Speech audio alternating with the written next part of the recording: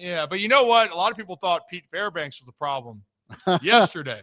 Yeah. And so before Nick comes on, I kind of wanted to talk about that because I had a few people ask me what the hell happened last night. And I know Zach was ready to go fight Pete Fairbanks from the start. I saw these messages.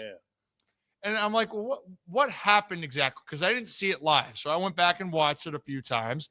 So the sequence last night, if you're not aware, late in the game, Pete Fairbanks drills one Samuel Basayo, and it hurts. Sam exits the game. He's in a lot of pain. Luckily, all was good. But it was after he got hit and Fairbanks closed it out that you see Pete Fairbanks blow a kiss towards the Orioles dugout. So where does this go? Because we've seen that gesture before.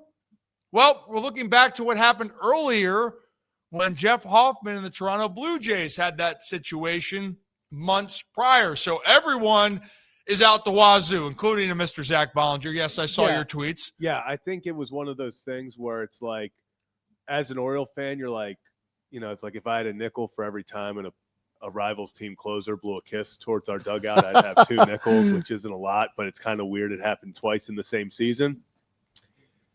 Hitting Samuel Basayo, and that's also, let's be honest, it was the fact that Samuel Basayo had to leave the game immediately. Didn't even give it an opportunity. If Sam Basayo gets hit in the shoulder and then just walks to first, nobody cares. Nobody cares. It's the 21-year-old 97 up and in.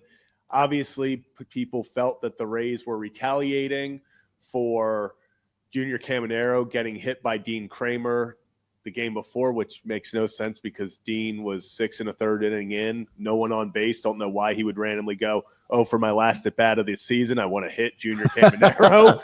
Don't understand that logic, but felt like, things were rising. And really, I was more concerned about, besides, I wasn't thinking it was intentional at all.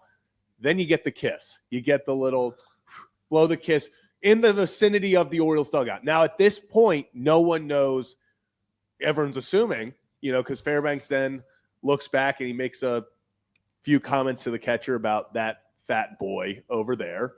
So everyone's like, who is he beefing with in the Orioles dugout? So then it gives the effect of, this was intentional. I think that's when I got to give credit, like you said, Ryan, Birdland on Twitter.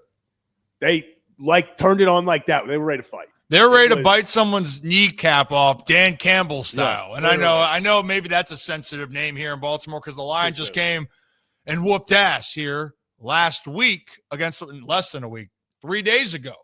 But the reality was, fans were pissed. And the bigger part is because it's always the gesture after, and yes, Sam Basayo being hit. But here's Pete Fairbanks, Zach, we had that video, right? Yeah. Yes, we do. Here's Pete Fairbanks after the game explaining what happened and that he was actually doing that gesture in that direction, but not anyone in the Orioles dugout, someone up in the stands. For the people that want to speculate out there, this is straight from the source. It was to a guy about Adam Berry's size, wearing about a 2008 Majestic dugout jacket and a Dad Orioles hat. Look, from everything I've heard about their squad from Bank and everything, I don't think that I'd be chirping a group of Lego-loving people like that, especially after, unfortunately smoking their number 1 prospect. So that's what it is. I'm not talking about it anymore. I don't think it needs to be addressed anymore. I had nothing to their dugout. I have nothing but respect for the guys over there that are, playing hard, competing.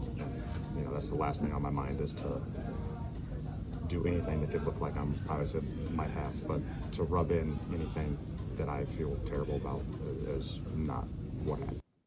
So I laughed actually because of Pete Fairbanks' demeanor and how he talks. It was pretty damn funny. But the biggest thing I took from this, and do you have a thought with that real quick? Well, I did want to just clarify because this got a lot of traction as well. When he said Lego lovers, he is a fellow massive Lego guy. So a lot of people then kind of took that as, is he sending one last jab of like, there's just a bunch of Lego. He is also a Lego lover. That's been a big charity thing for him. When he was explaining that there was a guy about just this the way size, that he talks, it seems like very emotionless and like. I take that as he's very. If you watch all of his interviews, he's very dry with his humor and has his humor. I think is a lot. Suck. Remember that? Yes. All-encompassing. Yeah, How would you that's describe what- your outing? So is he a lot can- of suck. a lot of I know. his humor is satire. Yeah. You know, like it's very dry, it's exaggerated, and it's not like zingers where he has all this emotion. Yeah, He's just stoic. stoic and insulting whoever it was. Like when he's explaining to the fan, he's like, "Oh, a guy about this size up there." And when I talk to Bake, why would I ever then hate any of my, essentially saying my fellow Lego lovers out there? Yeah.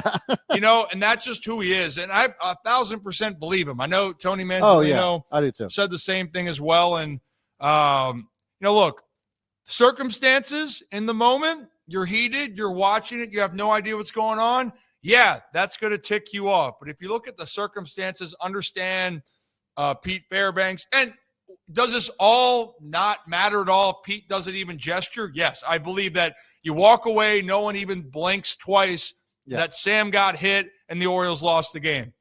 But as a player, when you're on that field, you are going to be watched, observed, good, bad, and the ugly, no matter what.